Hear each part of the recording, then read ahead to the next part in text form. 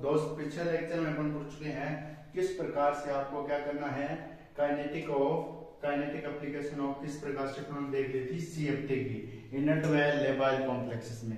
दोस्त आज बात करने वाले हैं अपन किसकी, आज बात करने वाले हैं अपन क्या ऑक्टाहेड्रल कॉम्प्लेक्सेस में किस प्रकार से काइनेटिक देखने मिलेगी इनर्ट व लेबाइल कॉम्प्लेक्स। मैंने बताया मेनली जो ऑक्टाहेड्रल कॉम्प्लेक्सेस होते हैं वो लेबाइल कॉम्प्लेक्स बनाते हैं। तो उससे पहले अपन पढ़ेंगे दो टाइप की रिएक्शन और ऑर्गेनिक और इनऑर्गेनिक। इनऑर्गेनिक में SE1 रिएक्शन क्यों फेवर करती है आपके किसकी तुलना में, SE1 फेवर क्यों नहीं करती किसकी तुलना में SN1 ही क्यों करती है, क्यों? अब यहाँ पे ये रीजन है। Kinetic of octahedral complexes unit second या सेमेस्टर फर्स्ट का टॉपिक है। Reaction mechanism in transition metal complex unit third का पार्ट में करा चुका हूं भाई। अब देख SC यानी सब्स्टिट्यूशन इलेक्ट्रोफाइल, सब्स्टिट्यूशन न्यूक्लियोफाइल, इसमें न्यूक्लियोफाइल के द्वारा सब्स्टिट्यूशन इलेक्ट्रोफाइल के द्वारा। ये जो मैकेनिज्म होती है वो ऑर्गेनिक केमिस्ट्री में, ये जो होती है वो आपकी किस में होती है, इनऑर्गेनिक।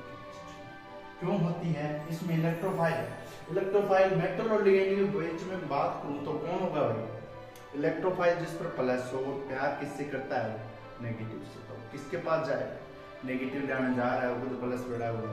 तो मेरी बात सुन भाई, मेटल और लिगेंड तो पॉजिटिव चार्ज मेटल है, तो मेटल के साथ अगर इलेक्ट्रोफाइल आएगा तो जुड़ पाएगा, रिपल बहुत ज्यादा है, तो इलेक्ट्रॉन क्या हो जाएगा, E+ नहीं जुड़ पाएगा। तो मेटल के पास, इसलिए इसमें क्या होता है जो बॉन्ड टूटता है वो मेटल व लिगेंड का टूट जाए, यानी प्लस गया तो लिगेंड बाहर निकला माइनस ग्रुप। लेकिन इसमें जो बॉन्ड टूटता है वो लिगेंड और लिगेंड का टूट जाए, और इसमें सारे बॉन्ड ब्रेक हो जाते हैं, इसमें सिर्फ मेटल और लिगेंड का बॉन्ड ब्रेक होता है। इसमें हाई एनर्जी की आवश्यकता होती है, जबकि इसमें क्या होती है, हाई एनर्जी की आपके आवश्यकता नहीं होती। ठीक है, अब इसके बाद SN1 रिएक्शन पढ़ेंगे, वो किस प्रकार से होगी वो भी देखना है अपने को। तो यहाँ पर SE1 में लिखिए मेटल अदर मेटल से रिप्लेस, इस प्रकार की रिएक्शन में मेटल है, और इसमें लिखिए मेटल टू लिगेंड, यानी इस मेटल टू लिगेंड नहीं, लिगेंड टू लिगेंड, यानी इस प्रकार की रिएक्शन में लिगेंड से लिगेंड का क्या होता है, रिपल्सन होता है। इसके बाद लिखिए SE मैकेनिज्म लिखिए, इसमें हायर एनर्जी की रिक्वायर्ड होती है, इसमें लो एनर्जी रिक्वायर्ड होती है। इसमें लिखिए इसमें लेस यूजफुल, ये इनऑर्गेनिक केमिस्ट्री में लेस यूजफुल रिएक्शन है, ये ऑर्गेनिक केमिस्ट्री में मोर यूजफुल रिएक्शन है। अब समझ में क्यों न्यूक्लियोफाइल आ रहा है, न्यूक्लियोफाइल लिगेंड को ही तो ले जाएगा, लिगेंड नेगेटिव या उदासीन स्पीशीज होती है आपकी, और उससे न्यूक्लियोफाइल अटैक कर देगा, तो इस कारण से ये स्पीशीज आपके होती है। अब इसमें आएगी SN1 मैकेनिज्म, तो लिखिए SN1 मैकेनिज्म करनी है अपने को ऑक्टाहेड्रल कॉम्प्लेक्सेस में। तो लिखिए octahedral reaction in substitution reaction in octahedral complexes, substitution reaction in octahedral complexes. इसमें लिखिए ऑक्टाहेड्रल कॉम्प्लेक्सेस में न्यूक्लियोफाइल सब्स्टिट्यूशन रिएक्शन देखने को मिलती है, न्यूक्लियोफाइल सब्स्टिट्यूशन रिएक्शन देखने को मिलती है, जिसमें एक लिगेंड का सब्स्टिट्यूशन अदर लिगेंड से होता है, ठीक है। एक लिगेंड का सब्स्टिट्यूशन कौन करेगा, अदर लिगेंड कर देगा, ठीक है। वो किस प्रकार से करेगा, इसमें लिखिए इस रिएक्शन में या ऑक्टाहेड्रल सब्स्टिट्यूशन कॉम्प्लेक्स की रिएक्शन दो प्रकार से होती है, SN1 मैकेनिज्म, SN1 मैकेनिज्म लिखिए। इसमें क्या होगा, AB5 जैसे कोई मॉलिक्यूल है, सबसे पहले तो इसमें 6 लिगेंड भाग लेंगे, इसमें क्या आएगा, नया न्यूक्लियोफाइल वो क्या करेगा, वो रिप्लेस हो जाएगा, कोई अदर आ जाएगा उसके स्थान पर, ठीक है। तो अदर कॉम्प्लेक्स क्या आ जाता है, इसमें जुड़ जाता है, अलग जाता है, नया न्यूक्लियोफाइल आता है। जैसे कैसे आएगा मेरे भाई, ये मैं इसको रफ कर रहा हूँ मेरे भाई, देखता रहा कैसे आएगा इसमें, हाँ ना बोल यार, समझ में आ रहा ना रे, अरे तुम ऐसे मत करो, बता दिया करो, तो आप क्या कर से आगे, अब देखो आप क्या करा, ये रफ कर दिया मैंने। अब यहाँ पर देखिए किस प्रकार से ये सब्स्टिट्यूशन रिएक्शन हो रही है भाई। अभी सब्स्टिट्यूशन होगी, इसमें क्या होगा, मान लीजिए सबसे पहले 6 लिगेंड हो गए, 6 लिगेंड, एक ये रहा, B5 5 ये 6 हो गई, यानी ऑक्टेट कॉम्प्लेक्स। अब यहाँ पर Y है तो भाई पहले क्या बनता है, कार्बोकेटाइन बनता है SN1 में, और जबकि SE1 में कार्बोकेटाइन बनता है।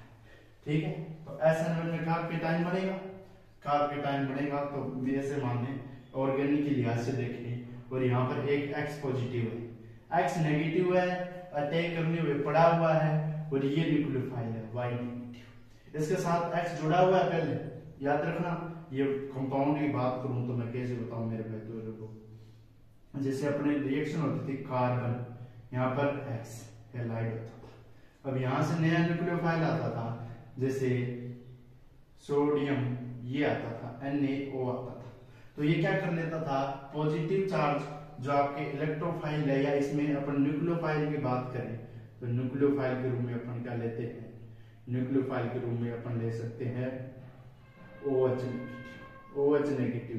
तो इसको अटैक करवाना है, तो ये अटैक कहाँ, पहले कार्बोकेटाइन यहाँ अटैक करता था और X प्लस बाहर निकलता था, तो कार्बन पॉजिटिव आता ही ये OH अटैक कर देता था न्यूक्लियोफाइल में, X पॉजिटिव के रूप में बाहर निकल जाता था। ठीक है, X नेगेटिव के रूप में बाहर निकल जाता था। इसी प्रकार से ये रिएक्शन हुई है, AB5 है, ये क्या है अपना न्यूक्लियोफाइल है, न्यूक्लियोफाइल अटैक करेगा तो AB5 बाई कॉम्प्लेक्स बना लेगा, जो अदर किसके साथ लिगेंड है, इसमें लिगेंड का लिगेंड के साथ रिपल्सन होगा, ये X नेगेटिव, ये क्या है लिगेंड, ये लिगेंड, ये क्या हो गया बाहर गया, तो इसमें रिपल्सन, ये इस प्रकार का रिप्रेजेंटेशन है,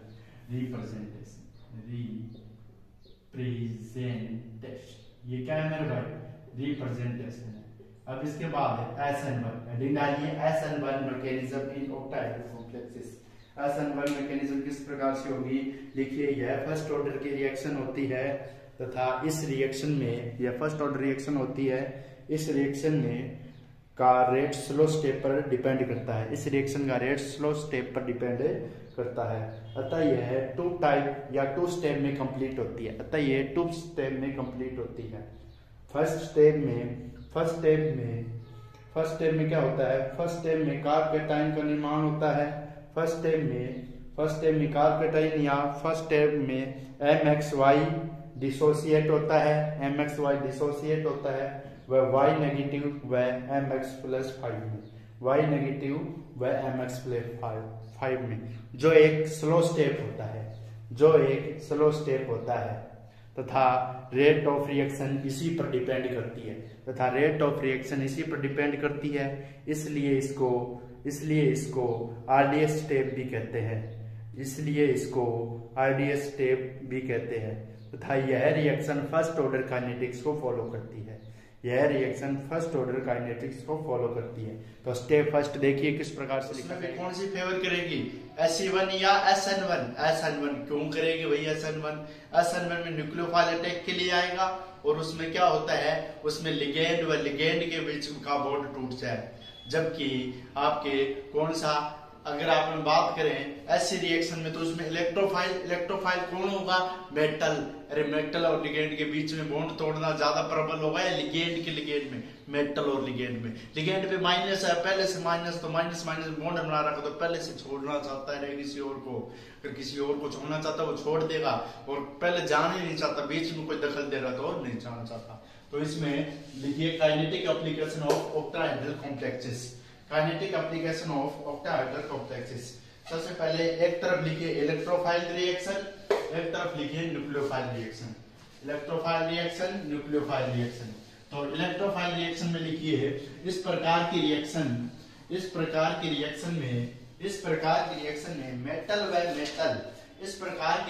में मेटल व लिगेंड के बीच बॉन्ड बनता है, ऐसी मान देता हूं इलेक्ट्रोफाइल, सब्स्टिट्यूशन इलेक्ट्रोफाइल। इसमें क्या लिखना है, SN में इस प्रकार की रिएक्शन में लिगेंड व लिगेंड के बीच में बॉन्ड ब्रेक होता है। 2 नंबर बात, इस प्रकार की रिएक्शन में बॉन्ड ब्रेक के दौरान जो एनर्जी रिलीज होती है वह ज्यादा होती है, एंड इसमें लिखिए and in this type of reaction, when bond will be break, then ligand energy will be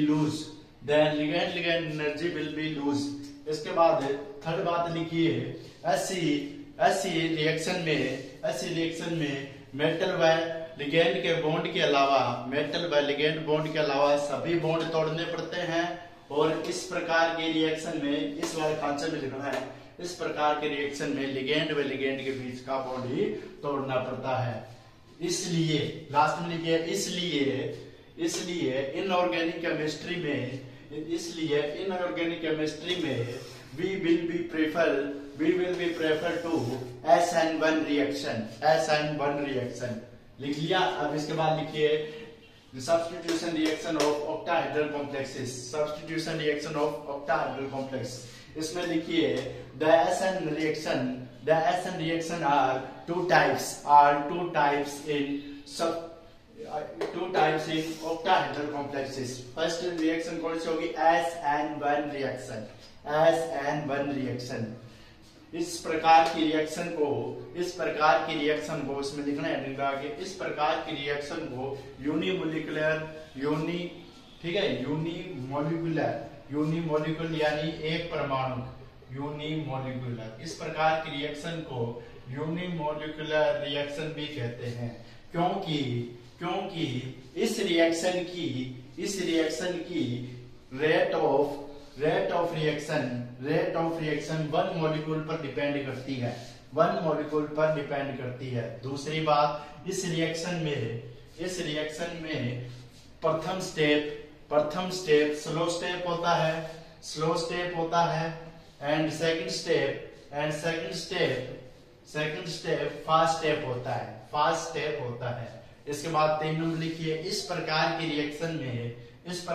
reaction में पहले MX5+ यानी इस प्रकार की रिएक्शन में पहले M+ के बीच का बॉन्ड टूटता है तथा Y नेगेटिव डिसोसिएट होता है। इस प्रकार की रिएक्शन में M+ आयन व Y नेगेटिव का डिसोसिएट होता है इन दिस फर्स्ट स्टेप में M+ बनेगा और Y नेगेटिव डिसोसिएट होगा, ठीक है। और जो ये स्टेप होता है, प्रथम स्टेप होता है SN1 का, वही RDS स्टेप होता है, वही रेट डिटरमाइनिंग स्टेप होता है। इसके बाद अपने क्या लिखेंगे? इसके बाद लिखे मेरे भाई, अरे समझ में हाँ आ रहा है ना? हाँ या ना बोले यार। इसके बाद क्या लिखेंगे? in the second step SN2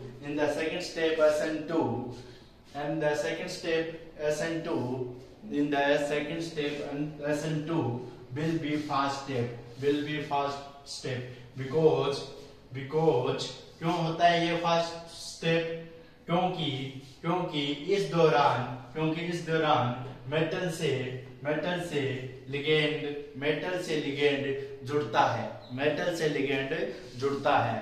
अब इसके बाद फिर से हेडिंग डाल के लिखिए, SN1 रिएक्शन में ऑक्टाहेड्रल कॉम्प्लेक्सेस की 2 स्टेट आती है। फर्स्ट में हेडिंग डाल के लिखिए, when SN1 reaction